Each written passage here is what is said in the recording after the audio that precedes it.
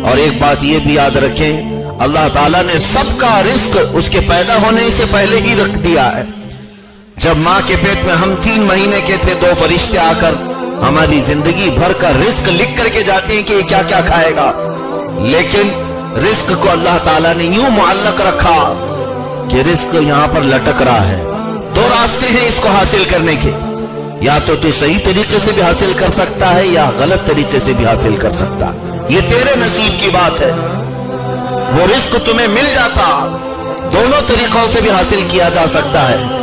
اب چور کو بھی کھانا مل رہا ہے، لیکن اس کے گھر میں جو روزی آ رہی وہ حرام طریقے سے آ رہی ہے، اور ایک محنت کش آدمی مزدور وہ بھی ویسے ہی کھا رہا ہے، لیکن وہ اپنے خون پسینے کی حلال کمائی کھا رہا ہے۔ مجھے بات یاد آتی ہے، صوفیہ اکرام نے فرمایا مکہ مکرمہ میں رہنے والا ایک نوجوان بڑا عبادت گزار تھا، اس کو کوئی کام نہیں مل رہا تھا، نوکری نہیں مل رہی تھی، بہت دنوں تک ادھر ادھر مارا پھرتا رہا۔ یاد رکھیں حلال کمائی کی طرف جب بندہ بڑھتا ہے تو اس کی آزمائشیں بھی ہوتی ہیں، امتحان بھی ہوتا ہے، ایسا نہیں کہ سارے دروازے کھل پڑے ہوں۔ رب تعالیٰ تمہیں جانچ لیتا ہے کہ یہ بندہ میرے دیے پر قائم رہے گا یا پھر دنیا کو طلب کرنے کے لیے حرام کی طرف چلا جائے گا، اور جو استقامت پر رہا اللہ تعالیٰ اسے غنی بنا دیتا ہے۔ غنی کا مطلب یہ ہے کہ اس کے گھر میں 5 روپے بھی آئیں تو 500 بھی سے زیادہ برکت حاصل ہو جائے، اس کو غنی کہتے ہیں۔ غنی جو ہے کروڑ پتی آدمی کو نہیں کہتے، غنی وہ ہے جو 100 روپے میں کروڑ پتی سے زیادہ سکون کی زندگی گزار رہا، وہ غنی ہے۔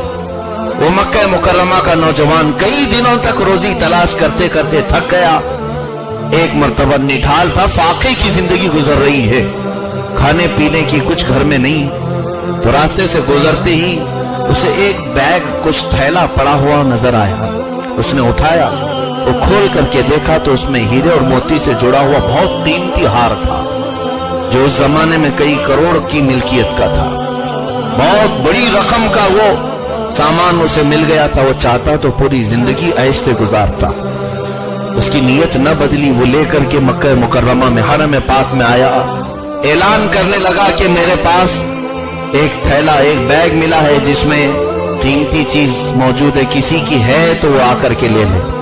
3 دن تک مسلسل اعلان کرتا رہا، ایک بوڑھا شخص آیا، اس نے کہا بیٹا جو بیگ تجھے ملا وہ میرا ہے، کہا علامت بتاؤ، اس بوڑھے نے سیم پوری علامتیں بتائی تو اس نوجوان نے اس کے سپرد کر دیا۔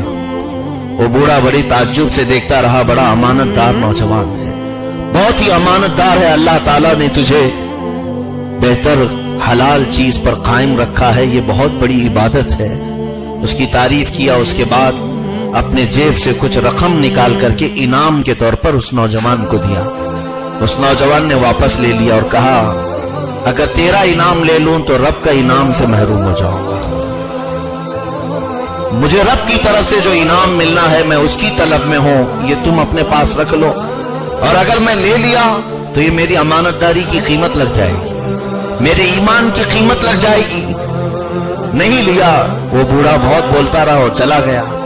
اب سنیے، یہ تھک ہار کر کے ایک مرتبہ ایسا ہوا کہ مکہ مکرمہ چھوڑ کر نکلا، کسی دوسرے ملک میں چلوں، کچھ تو تجارت کر لوں یا روزی روٹی کا کوئی ذریعہ مل جائے۔ ایک جہاز پہ سفر کر رہا تھا، جہاز سمندر کے بیچ پہنچا تو طغیانی آئی اور طوفان میں وہ جہاز ڈوب گئے، بہت سارے لوگ ہلاک ہوئے۔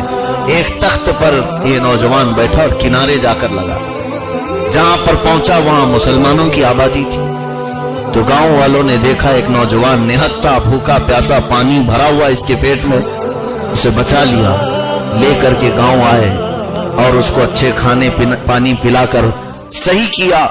پھر اس سے پوچھا تیرے پاس کیا فن ہے؟ کہا میں قرآن و حدیث پڑھا سکتا ہوں، قرآن کا علم میرے پاس ہے، حدیث کا علم ہے۔ اسے درسگاہ میں بٹھا دیا، بچوں کو وہ پڑھاتا رہا اور اس کی تنخواہ چلتی رہی۔ اب اسے کام بھی مل گیا، نوکری بھی مل گئی۔ چند دنوں کے بعد گاؤں کے جو بڑے رئیس شخص تھے وہ آئے، انہوں نے کہا بیٹا میرا دل کہتا ہے کہ تمہیں یہاں پر نکاح کروا دوں، کسی نیک عورت سے، کسی نیک خاتون سے تمہاری شادی کروا دوں۔ اس نے کہا اگر آپ مناسب سمجھتے ہیں تو ٹھیک ہے، لیکن میں تو ہوں اجنبی یہاں پر، اگر آپ کو مجھ پر یقین ہے تو کروا دیں۔ کہا میرے گھر میں تو کوئی ہے نہیں، ایک یتیم بچی ہے جس کا باپ نہیں اور کوئی بھی نہیں ہے، بہت ہی خوبصورت اور خوبصیرت بھی ہے، تو چاہے تو اس سے نکاح کر لے۔ کہا ٹھیک ہے۔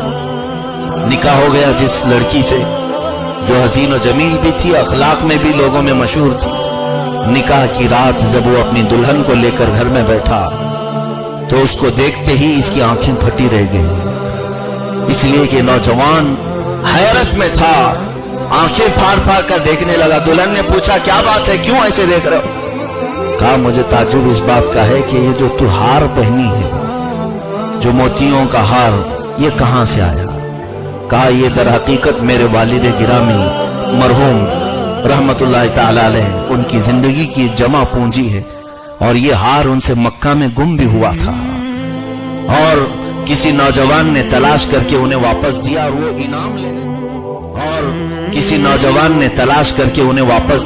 انعام لینے سے بھی انکار کر دیا تھا۔ میرے والد جب تک زندگی میں تھے ہمیشہ اس نوجوان کی تعریف کرتے، اسے دعا کرتے رہتے تھے کہ اللہ تعالیٰ اسے حلال روزی عطا کرے۔ ویسا نوجوان میں نے نہیں دیکھا۔ تو اب اس خاتون نے جب یہ واقعہ سنایا تو یہ پھوٹ پھوٹ کر رونے لگا۔ کہا کیا بات ہے؟ نوجوان نے کہا وہ نوجوان میں ہی ہوں جو تمہارے باپ کو ہار لوٹایا تھا۔ اب وہ بوڑھا شخص نہیں جو ہار لے کر کے آیا تھا، باپ کا انتقال ہو چکا اس لڑکی کے۔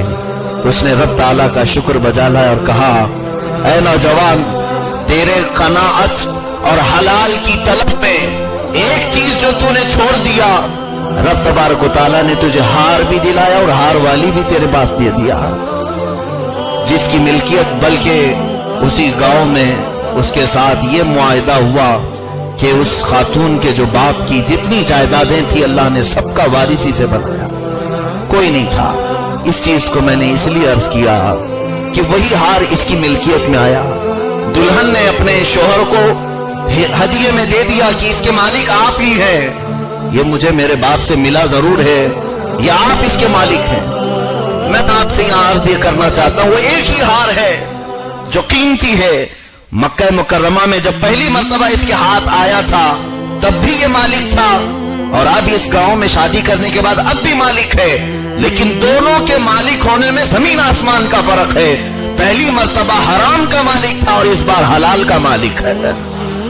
تم اگر ملی ہوئی چیز، حرام چیز کو چھوڑ دو تو رب تبارک و تعالیٰ اسی کو حلال کی شکل میں تمہیں لوٹانے پر قادر ہے۔ اسی لیے میرے آقا صلی اللہ علیہ وسلم نے ارشاد فرمایا، دنیا میں جن چیزوں کی خواہش ہوتی ہے بندے کو، جیسے شراب کی لوگوں کو خواہش ہوتی ہے نشے کے طور پر، تو اسے ایک بار تم چھوڑ دو، اس کی شکل بدل کر کے اللہ تمہیں جنت میں شراب پلائے گا۔ لیکن اللہ نے قرآن میں فرمایا وَسَقَاهُمْ رَبُّهُمْ شَرَابًا طَهُورًا، تمہیں رب تعالیٰ اپنے دست قدرت سے پاکیزہ شراب پلائے گا، لیکن وہ شراب نہ اس میں نشہ ہوگا نہ بدبو ہوگی۔ وہ شراب جسے جنتی شراب کہا گیا ہے، نہ اس میں بدبو ہے نہ اس میں کوئی نشہ ہے، بلکہ اسے جو پی لے فرمایا گیا زندگی بھر کبھی اسے پیاس نہ لگے۔ تو یہاں پر دنیا میں جنہوں نے ترک کر دیا حرام چیز کو، اللہ تعالیٰ ان کی خواہشوں کو پوری فرماتا ہے حلال طریقوں سے۔ میرے عزیزو، آج نوجوان طبقے کے حالات یہ